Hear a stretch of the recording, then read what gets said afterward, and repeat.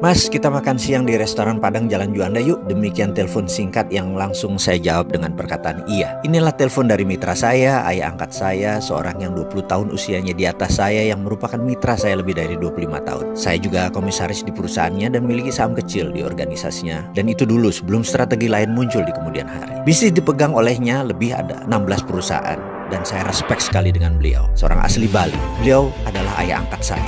Singkat cerita, hari itu kami makan berdua di restoran Padang favorit kami. Dia bercerita sambil makan bahwa 3 bulan ini kami harus pinjam sana sini untuk menutup overhead perusahaan. Saat itu kami memiliki 600 lebih pegawai dengan beban usaha biaya rutin lainnya kurang lebih 1 bulan 5 miliar ongkos yang kami butuhkan. Sudah 3 bulan ini kita pinjam sana sini. Demikian dia berkata. Berat dan bener deh, sudah 25 tahun lebih kita berbisnis, kita tidak pernah telat bayar gaji. Dia memulai monolognya dengan nada serius. Kemudian dia berkata, kita nih para direksi dan pemilik harus gulung koming setiap saat, cari cara untuk menghidupkan perusahaan. Dan untuk itu pegawai kita tidak perlu tahu masalah. Namun kali ini berat sekali. Lalu dia menatap saya. Ada saran nggak, Mas? Demikian dia berkata kepada saya yang lagi mengunyah makanan. Saya pun menjawab demikian.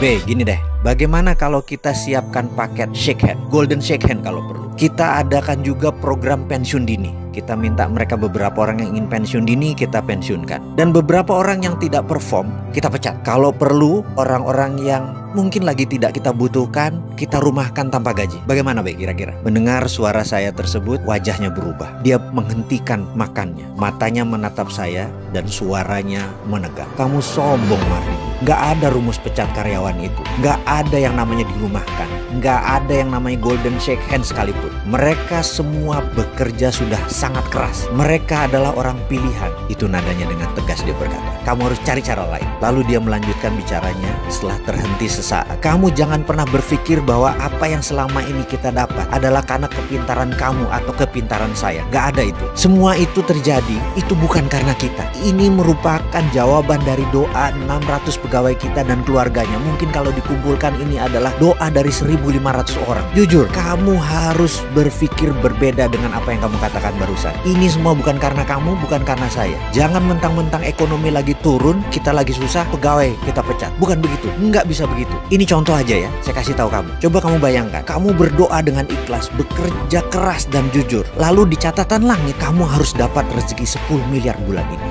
Coba bayangkan itu ya. Maka malaikat yang ditugaskan menurunkan 10 miliar itu pasti perlu infrastruktur rezeki turun. Di mana itu? Yaitu bisnis kamu. Jadi dia turunkan lewat bisnis kamu, rezeki itu datang ke kamu. Begitu juga doa 1.500-an anggota keluarga karyawan kita. Begitu mereka harus dapat rezeki, di langit mereka tercatat mereka harus dapat rezeki. Maka malaikat itu kan menurunkan melalui perusahaan kita. Itulah yang membuat perusahaan kita berdiri lebih dari 25 tahun. Jadi itu bukan karena kepintaran kamu, bukan karena jabatan kamu, bukan karena saya. Kita ini hanya penyambung jalannya rezeki. Usaha kita itu adalah infrastruktur keluarga pegawai kita untuk rezeki itu turun ke mereka. Faham kamu? Jangan sombong kalau berpikir. Jangan mentang-mentang kamu pemilik. Cabut kata-kata kamu itu. Cari kata-kata lain, cari cara lain. Saya terdiam.